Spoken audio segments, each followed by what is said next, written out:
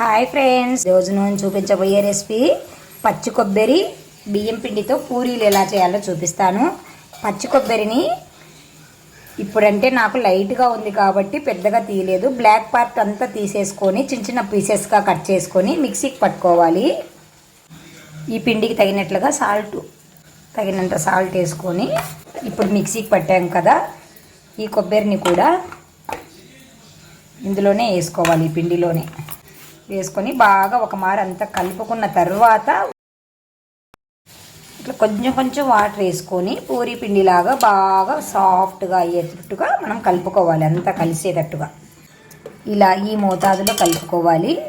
కలుపుకున్న తర్వాత కొంచెం ఆయిల్ చేతికి వేసుకొని దీనికి పట్టించాలి. పక్కులాగా కట్టకుండా నీట్గా సాఫ్ట్గా ఉండడానికని ఒక్క 5 మినిట్స్ దీన్ని పక్కన పెట్టేసి, నేను ఇద్దరికి సరిపడా చేస్తున్నానండి, మీరు ఎక్కువ కావాలంటే ఎక్కువ చేసుకోవచ్చు. కప్పు కొబ్బరి అయితే 2 కప్పులు బియ్యం పిండి పడుతుంది, అది మెజర్మెంట్. మినిట్స్ అయిపోయింది.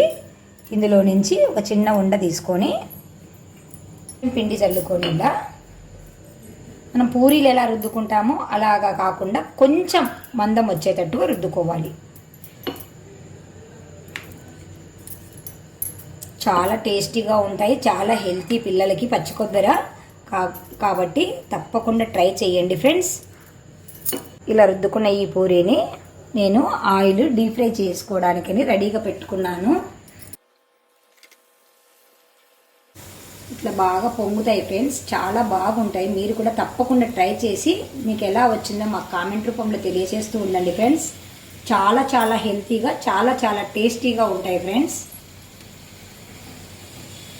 చాలా సింపుల్ ప్రాసెస్ ఫ్రెండ్స్. చూడండి, ఇలా చాలా బాగా పొంగాయి. ఇవి మనం చెప్తే కానీ బియ్యం పిండి పూరీలని ఎవరికి తెలియదు. అంత స్మూత్గా, అంత బాగా ఉన్నాయి. చూడండి, చాలా స్మూత్గా ఉన్నాయి. ఇవి ఇలాగే అయినా తినొచ్చు, లేదు అంటే బొంబాయి చట్నీ చేశాను, ఆ బొంబాయి చట్నీతో అయినా తినొచ్చు. ఓకేనా ఫ్రెండ్స్, మీరు కూడా తప్పకుండా ట్రై చేసి మీకు ఎలా వచ్చిందో మాకు కామెంట్ రూపంలో తెలియజేయండి ఫ్రెండ్స్. Bye bye friends.